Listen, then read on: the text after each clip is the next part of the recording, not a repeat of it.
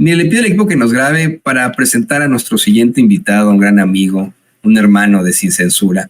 Quiero decirle que si usted revisa en estos momentos las noticias, lo que se está planteando en redes sociales, podría pensar que efectivamente tenemos una circunstancia terrible en estos momentos en nuestras manos al hablar de México, pero en la realidad pues estamos hablando de una circunstancia mundial.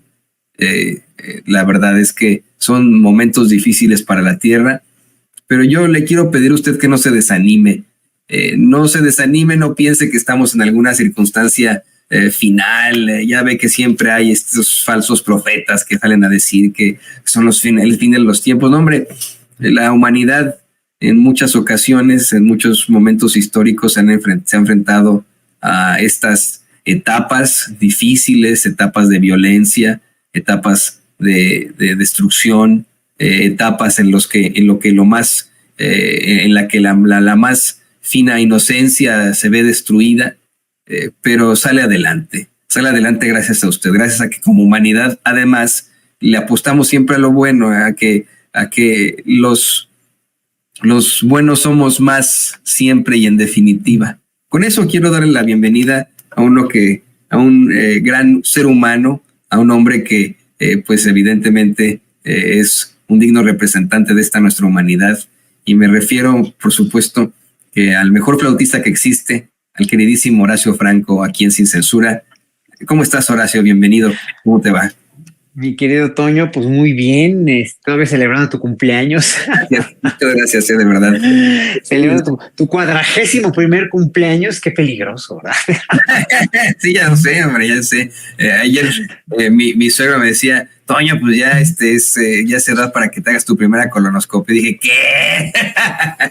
Pero pues sí, efectivamente es lo que...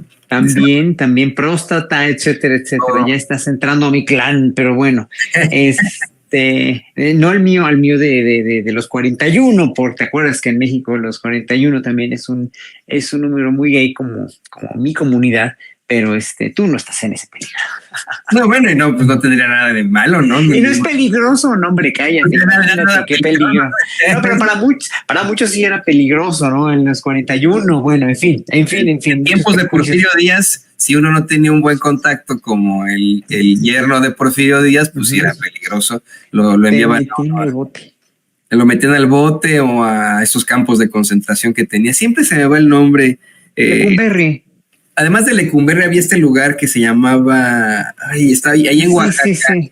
Se me va siempre el nombre, que nos lo recuerda siempre aquí el público consentidor de Sin Censura, ¿no? Pero, pues bueno, ahí estas circunstancias espantosas. En eso me baso, querido Horacio, el decir que no demos a la humanidad por perdida, ¿no? No. Estaba leyendo a la muy admirada a Quetzali Verástegui.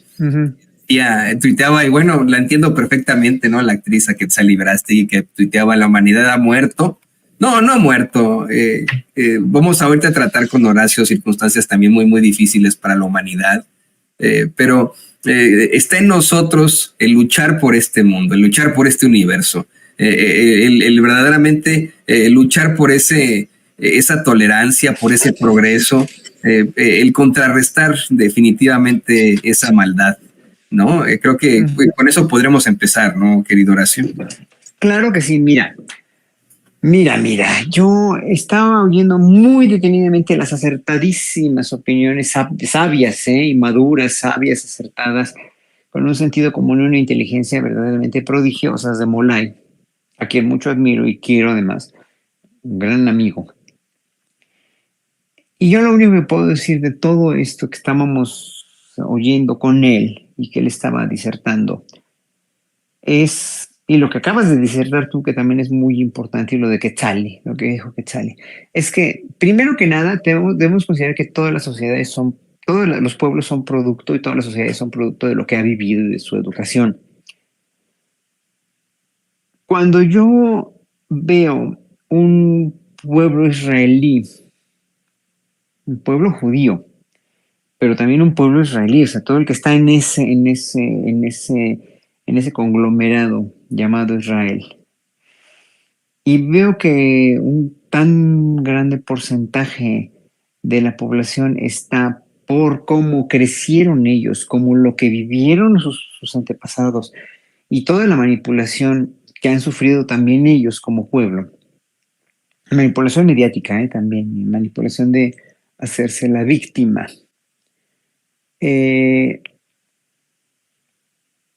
Pues obviamente reaccionan como reaccionan. Obviamente están pensando que tienen todo el derecho, siempre lo han pensado, que tienen todo el derecho a defenderse, porque siempre los han victimizado y, pues, obviamente revictimizado y con mucha razón. Mucha razón. Pero yo le pedí a Ceci que viéramos, que viéramos cómo cómo está reaccionando el ejército, los jóvenes del ejército israelí. Que lo pasaste porque lo publicó la Jordana en su primera plana, a estos soldados que están divirtiéndose con prendas íntimas y están mostrándolas como trofeo con las risas, con las mismas risas que los nazis atacaron a sus bisabuelos y a sus tatarabuelos.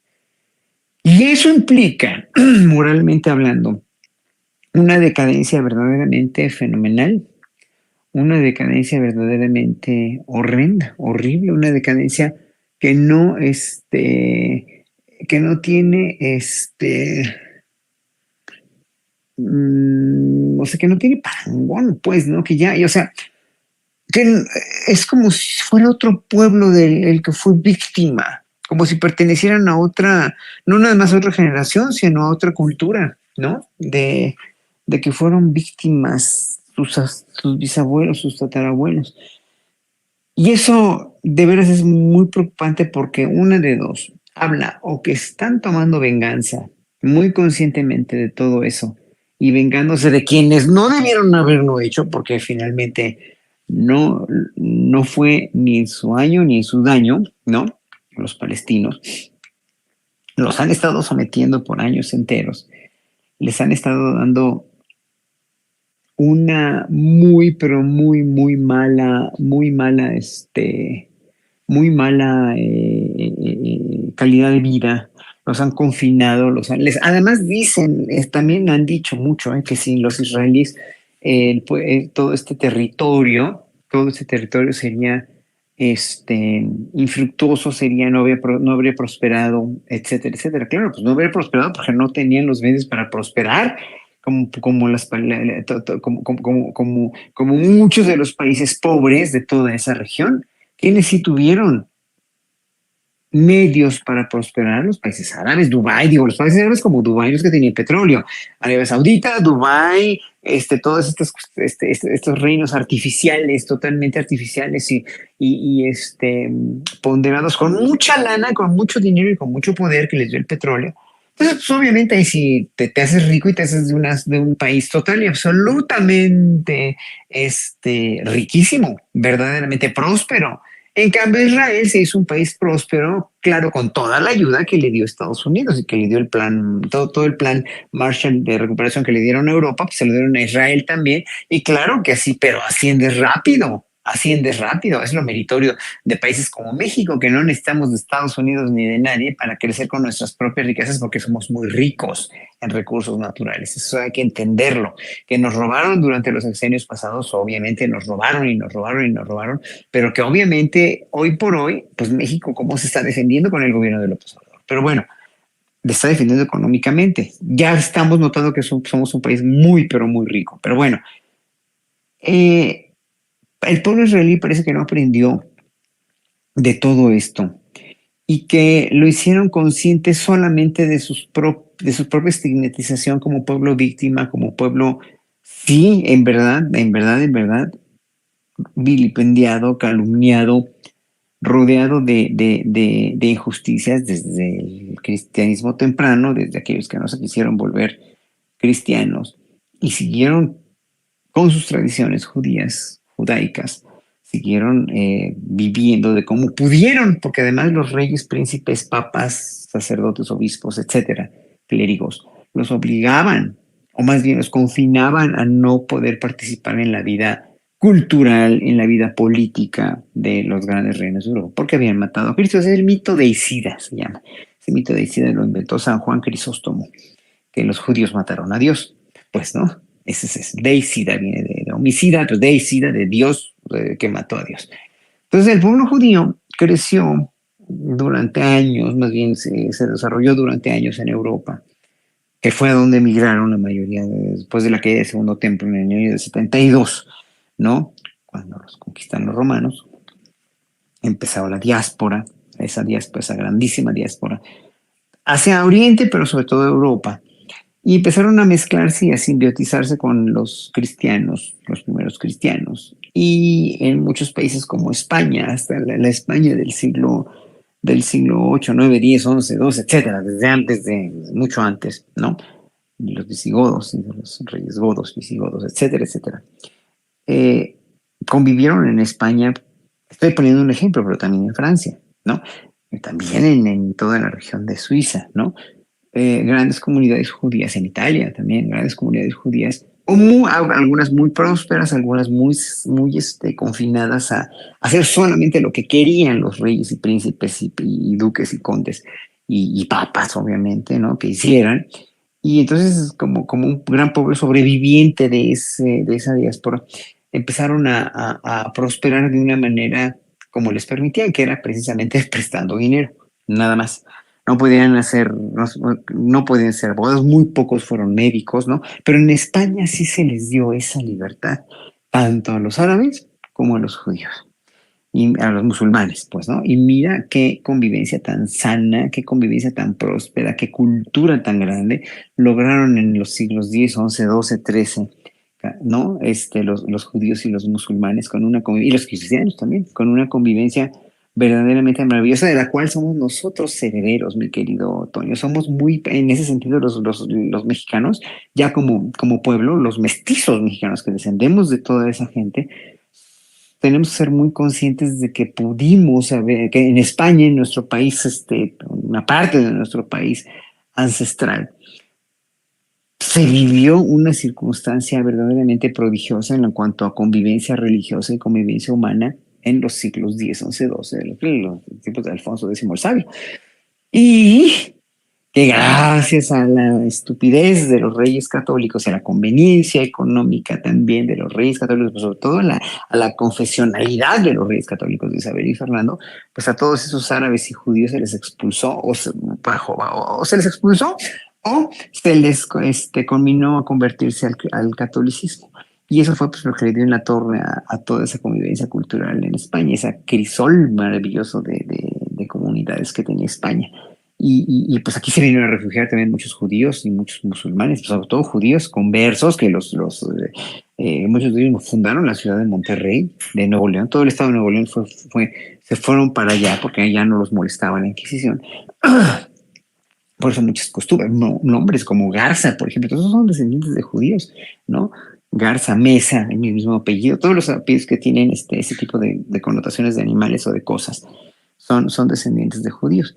Entonces, todos llevamos, dijéramos, ¿no? Los mexicanos, los mestizos, llevamos un poco de esa sangre judía y árabe en la sangre, en nuestros genes. La cuestión aquí, ya me desvié, es que de eso tampoco tenemos memoria y conciencia. Y tampoco tiene memoria y conciencia el pueblo judío, que a partir de toda ese maltrato que tuvieron en Europa, a partir de todo ese pues sí, ese confinamiento que tuvieron, esas expulsiones y luego el genocidio sistematizado de los nazis, que nadie tiene por qué excusar porque fue un genocidio perverso y maldito, ¿no? Pues obviamente ellos fueron víctimas, muy víctimas, muy, muy víctimas. Y claro, pues fundan el Estado de Israel con esa necesidad del mismo sionismo de Herzl y de todos los padres los padres espirituales del Estado de Israel. Hoy por hoy fundan Israel y se hace pues, todo este desmadre, porque además que estaban muy dañados, tenían el apoyo de Estados Unidos, se fueron muchos rusos judíos, también mandaron muchos judíos allí a Israel, etcétera, etcétera, y se hizo lo que hoy es el Estado judío de Israel. Bueno. Ese Estado judío de Israel, para mí, a mi juicio, debe estar enormemente agradecido con los palestinos, enormemente agradecidos con Inglaterra misma, de que les dejaron vivir ahí, porque les querían dar Texas. No sé si sabían eso. a los judíos. En un momento dado, los Estados Unidos planeaban darles Texas y que se fueran ahí. Y no, pues ellos querían regresar a donde estaba su templo, ¿no? El segundo templo y todas sus raíces históricas, que también son las mismas raíces históricas y más antiguas aún de los palestinos. O sea, es una historia de nunca acabar. Son dos pueblos que finalmente, miren, lo más chistoso es que son el mismo, la misma raza, los mismos genes raciales, pero que han estado de veras peleados por milenios. Y entonces, híjole, cuando tú tienes memoria y conciencia histórica de eso, pasa lo que pasó cuando yo vivía en Holanda en los años 80, principios de los 80.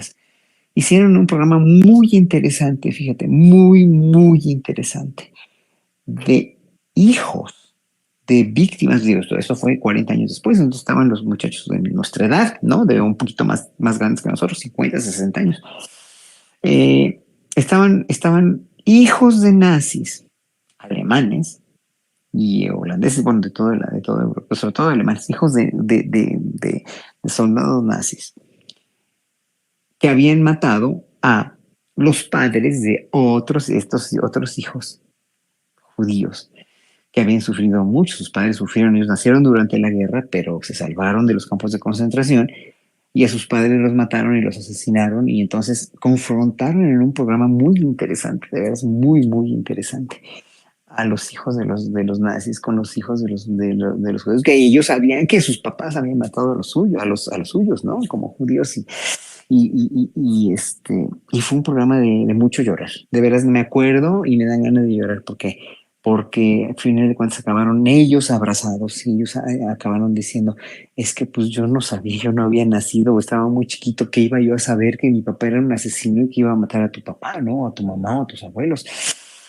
Y nosotros, pues con todo el rencor, tuvieron que reconocer que, pues sí, no es tu culpa, ¿no? Vamos a convivir juntos. Y fue un programa muy emotivo de lágrima atendida, de veras, ¿eh?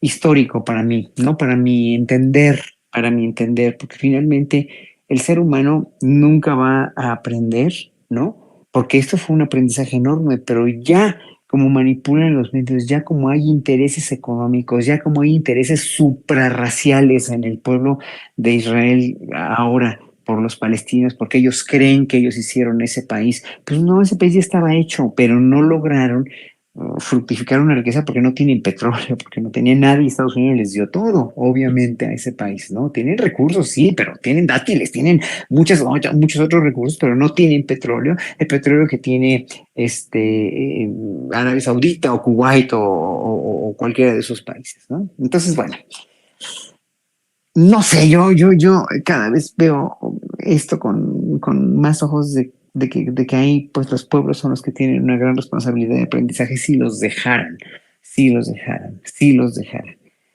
El pueblo mexicano, si ustedes saben, no tenía idea de todo el racismo y el clasismo que había, pese a que yo y hace mucha gente sí los notábamos, ¿no? Obviamente, y lo sabíamos y lo remarcábamos, pero no sabía a qué grado existía este racismo y este clasismo hasta que de veras el gobierno de López Obrador lo, lo saca a la luz, lo saca a relucir, precisamente como México sí ha sido un país racista, aunque nosotros lo sabíamos, estábamos en el closet, éramos un país como con castas en el closet, estábamos metidos en un closet racial y clasista, ¿no? Y bueno, pues hoy por hoy ya sabemos cómo se las gastan gentes como Salinas Pliego con este clasismo, con el mismo INE, como el mismo Tribunal Electoral, por ejemplo, con estas preferencias de lo que están haciendo verdaderamente, cubriendo, quitándole la candidatura a un candidato como Santiago Nieto y no castigando a candidatos como Xochitl Gálvez o no quitándole la candidatura a dos prófugos de la justicia como Cabeza de Vaca y como Ricardo Anaya, ¿verdad? Pues entonces, bueno, ¿qué te puedo decir? O sea, los pueblos no aprendemos entonces de la historia, no aprendemos de las experiencias históricas porque no nos tocaron. Y como hoy por hoy lo primero, el primer Dios, el primer bastión que tenemos que defender es nuestro nivel económico y nuestro dinero, pues vale madres literalmente lo que pasa el mundo, porque lo vemos en las redes ya con tanta indolencia, con tanta indiferencia,